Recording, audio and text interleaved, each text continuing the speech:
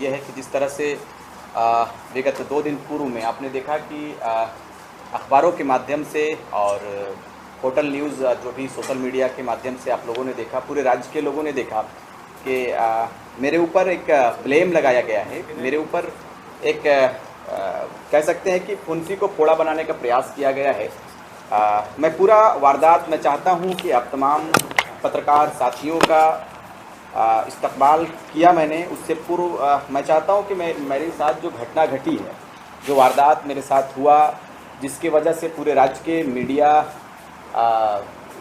ने जो बातों को सामने लाया है और पूरे राज्य में उथल पुथल करने का काम किया, मैं चाहता हूं कि हकीकत से पूरे राज्यवासियों को अवगत कराऊं। असल हमारा संथाल परगना का दौरा था।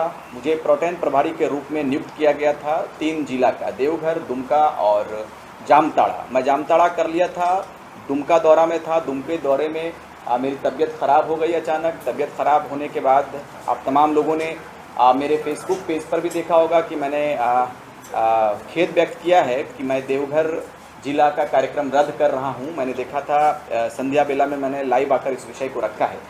उसी क्रम में मैं जब दुमके से निकला तो टुंडी इलाका जब मैं घुसा तो हमारा जो गाड़ी चालक था वो आगे तिलैया के समीप में, जहाँ पर अवैध रूप से जो बालू से ट्रैक्टर लोड होकर जाता है, अब वो बालू कहाँ जाता है मैं उस पर जाना नहीं चाहता। उसी क्रम में रास्ते में हमारी गाड़ी में, चूँकि मैं पीछे सोया हुआ था, मेरी तबीयत बहुत ख़राब थी, मैं पीछे सोया हुआ था। उसी क्रम में पीछे से कोई ट्रैक्टर ने गाड़ी के बैकलाइट पर धक्का दिया। अब धक्का दिया या लगा, ये वहाँ का मैटर था। लेकिन उसी क्रम में गाड़ी हमारी रुक गई। फिर चालक उतरा, हमारा एक साथी था वो भी उतरा और दोनों में बदसलूकी होने लगा। वो भी शायद कुछ कहा, ये भी कुछ कहा। मैं तो सोया हुआ था जिस तरह से चालक ने मुझे बताया। फिर वहाँ से मामला रफा दफा हुआ। मैंने कहा कि छोड़ो, जो हुआ ख़त्म करो मामला। मैं फिर वहाँ से निकला। तब तक मनियाडी नामक जो क्षेत्र है टुंडी इलाके का, वहाँ हमारी गाड़ी को रोका जाता है ग्रामीणों के द्वारा। ग्रामीणों के द्वारा जब रोका गया तो मैं उस वक्त भी मैं सोया था, लेकिन जैसे ही शीशे पर ज़ोर से खुलने को कहा जाता है तो मेरी नींद टूटती। फिर मैं जैसे बाहर आता हूँ, मुझे लोग देखते हैं तो लोगों के अंदर जो आक्रोश था उसमें थोड़ी कमी आती है। तो उस वक्त वहाँ के जो एक बुद्धिजीवी वर्ग के जो लोग थे वहाँ के, उन्होंने कहा कि दादा आप हैं। तो हमने कहा कि मामला क्या है? तो उन्होंने कहा कि अवैध वसूली का मामला है, ये शायद आपके चालक ने डिमांड किया था पैसों का, जो भी वगैरह वगैरह उन लोगों का कहना था कि आपके चालक के द्वारा ये इल्ज़ाम है आपके चालक के ऊपर कि आपने पैसा रकम की मांग की है। हमने कहा कि भाई ऐसी कोई बात नहीं है, मैं साथ था, मैं उस वक्त करीब में था, ऐसी कोई घटना नहीं हुई है। फिर उन्होंने कहा कि चलो ठीक है, जो हुआ घटना घट गई, मामला ख़त्म हो गया। मैं जैसे ही घर की ओर आता हूँ, मैं अहले सुबह उठता हूँ तो अखबार के माध्यम से मुझे पता चलता है, मीडिया के माध्यम से मुझे सूचना मिलता है, गाँव वालों के माध्यम से मुझे सूचना मिलती है कि इस तरह का घटना आपने अंजाम दिया है। तो मुझे बड़ा दुख लगा। उसके बाद फिर हमने कई एक पत्रकारों से मेरा चूँकि पत्रकार साथियों से काफ़ी अच्छा संबंध है, मैंने कहा कि इस तरह का सूचना बिना जाने, बिना मुझसे बात किए आपने ये जो छापने का काम किया, ये जो प्रकाशित आपने काम किया, ये मेरे हिसाब से निंदनीय है। पहले मुझसे जानकारी लेनी चाहिए थी। ये आग की तरह पूरे प्रदेश में फैला, पूरे झारखंड में फैल गया।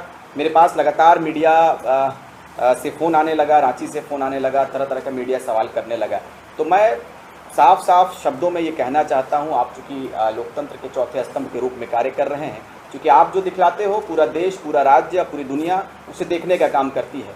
आप तमाम पत्रकार बंधुओं से इस बात को कहेंगे कि बिल्कुल मेरे ऊपर जो इल्ज़ामात लगाए जा रहे हैं, मेरे ऊपर जो आरोप लगाए जा रहे हैं, वो बिल्कुल निराधार है, उसका कोई आधार नहीं है। ना उनके पास जो जिस तरह का जो ब्लेम क्रिएट करने का काम कर रहा है। एक अल्पसंख्यक लीडर, एक अल्पसंख्यक प्रकोष्ठ से, मैं एक बिल्कुल पिछड़े तबके से आया, एक समाज से निकलकर बिल्कुल संघर्ष किया हमने पार्टी के लिए। हमने JVKS के बाद हम लोगों ने JVKS बनाया और अब JLKM बनाया। JLKM की लोकप्रियता लगातार बढ़ रही है प्रदेश में। हम लोगों ने चुनाव भी लड़ा, चुनाव में हम लोगों ने 8 लाख मतों को एकत्रित करने में सफल रहा। अब राजनीतिक हमें चिन्ह भी मिला है, राजनीतिक चिन्ह के साथ साथ हमारा जो झंडा है उनका भी डिज़ाइन हो गया है। कहने का असल तात्पर्य है कि मैं एक निर्दोष हूँ, मुझे इस तरह से मुझे कोई जानकारी नहीं है, लेकिन ये षड्यंत्र करके राजनीतिक पार्टियों के द्वारा, राजनीतिक दल के द्वारा मुझे प्रताड़ित करने का एक तैयारी है, मुझे बदनाम करने का एक तैयारी है, पार्टी को बदनाम करने का, टाइगर जयराम महतो को बदनाम करने का एक पूरी साजिश है, पूरा संयोजा हुआ, बिल्कुल प्रायोजित तरीके से इसको पेश किया गया है। मैंने बार बार कहा, मीडिया बंधुओं से भी मैंने कहा है कि यदि आपके पास कोई ऐसा एविडेंस है, कोई ऐसा वीडियोज़ है, क्योंकि आज जब मेरा एक फोटो मुझे जब ग्रामीणों के द्वारा, बुद्धिजीवी वर्ग के द्वारा मुझे कहा कि दादा आप बैठ जाइए, मैं चालक से बात करता हूं, तो जब मैं बैठा तो उस क्रम में मेरी लगातार फिर मैं अपने, चूंकि वहां पर मेरे समर्थक भी थे, जेबी कैसेट्स के समर्थक भी थे, हमने हमारे समर्थक भी आए वहां पर, दादा कोई बात नहीं, ऐसा होता है, चलिए कोई दिक्कत नहीं। उस वक्त किसी ने फोटो डालकर ग्रुप में अब जैसे भी सर्कुलेट किया है वो सर्कुलेट हो गया। तो कहने का असल तात्पर्य यह है कि जेबी कैसेस और जेएलकेएम की बढ़ते लोकप्रियता को देखते हुए विपक्षी दल के लोग घबरा गए हैं और घबराने के साथ साथ इल्ज़ामात लगाना शुरू कर दिया है। हम लोग इल्ज़ामात से घबराते नहीं हैं, जनमानस के लिए हम काम कर रहे थे, अपने झारखंडी मुद्दों के साथ में आगे आए हैं, कल भी थे, आज भी हैं और आने वाले समय में भी हम लोग कार्य करेंगे। मीडिया रिपोर्ट में सिर्फ आपको पदमुक्त कर दिया गया, आपके पार्टी से 7 सदस्यीय कमेटी भी बना दी गई है, तो आपको सोपा जो वगैरह पार्टी सुप्रीमो जयराम महतो से मिला कि नहीं मिला, उनसे बात हुई थी?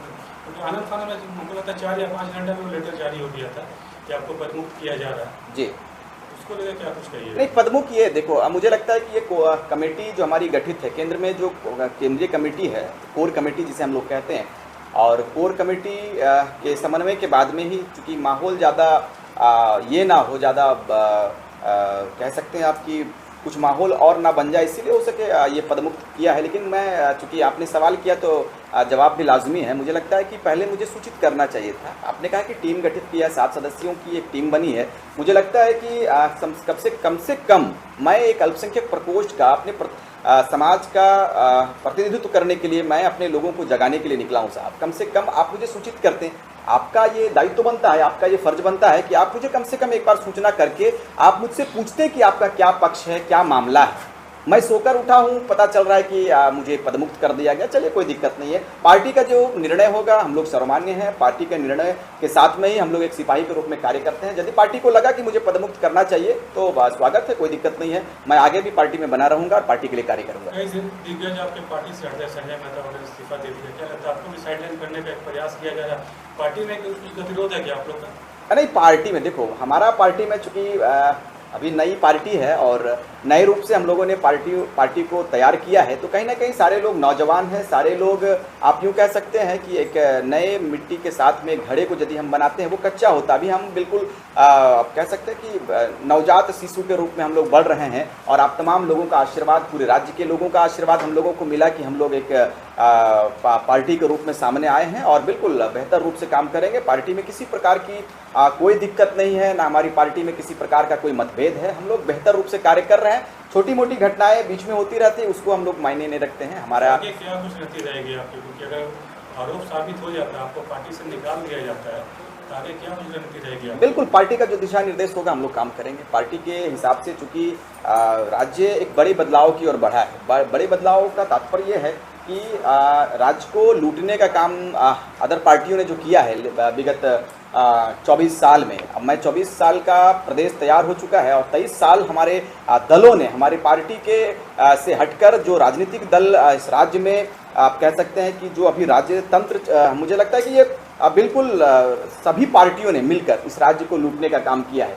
दूसरी ओर बड़ी बड़ी वायदे पार्टी के लोग करते हैं, पार्टी के संगठन के नेता करते हैं, लेकिन वादा सिर्फ पेपरों तक सीमित रहता है। वादा सिर्फ उनके जो लेटर होते हैं उन लेटरों तक सीमित रह जाता है, धरातल पर नहीं उतरता है। राज्यवासी अभी भी त्राहिमाम कर रहे हैं और बिल्कुल जेएलकेएम की और हम लोग बिल्कुल बेहतर रूप से काम करेंगे और राज्य को सुंदर करेंगे। और जो आपने बताया कि आप सोए हुए थे, आपकी तबीयत ठीक नहीं थी, जब अगले दिन आप उठे तो आपके खिलाफ पेपर के द्वारा आपने देखा कि आपके खिलाफ बहुत चीज़ लिखा जा चुका है। तो सर, आपके खिलाफ वो लोगों ने कुछ ठोस सबूत दी थी या नहीं? जैसे उन्होंने बस लिख दिया था? नहीं, कोई सबूत नहीं मैम। मैंने कहा कि कुछ सबूत नहीं मिला है। बिल्कुल एक जांच टीम बनी है और गांव वालों से लिया जा रहा है फीडबैक। गांव वालों ने कहा कि भाई धक्का मुक्की हुई होगी, लेकिन ये मनियाडी आप कह सकते हैं वो रोड का मामला था। वहाँ से 3 किलोमीटर के बाद गांव वालों ने पूछताछ के लिए गाड़ी को हमारी रोकी थी और मुझे कोई सूचना नहीं था मैम, मैं रात में सोया, मुझे तो मालूम भी नहीं था कि इतना बड़ा न्यूज़ लोग बना देंगे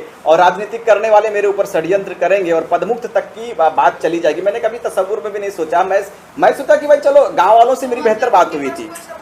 नहीं, कोई भी सबूत नहीं। मैं तो खुले तौर पर मैंने तो राज्य के मीडिया से मांग किया है ना। मैंने कहा कि यदि आपके बीच में कोई ठोस सबूत है, यदि आपके पास कुछ वीडियोस है, यदि आपने मेरा फोटो खींचा, आपने टोटल सोशल मीडिया में दिया, प्रभात खबर में दिया, हिंदुस्तान में दिया और तमाम मीडिया में आपने देने का काम किया, भाई आपके पास वीडियो था तो आप चला देते। मैं यदि दोषी था तो मैं बिल्कुल स्वीकार करता हूं कि यदि मेरी गलती होगी तो आप मुझे जो दंड देंगे रिजवान क्रांतिकारी स्वीकार करने के लिए तैयार है।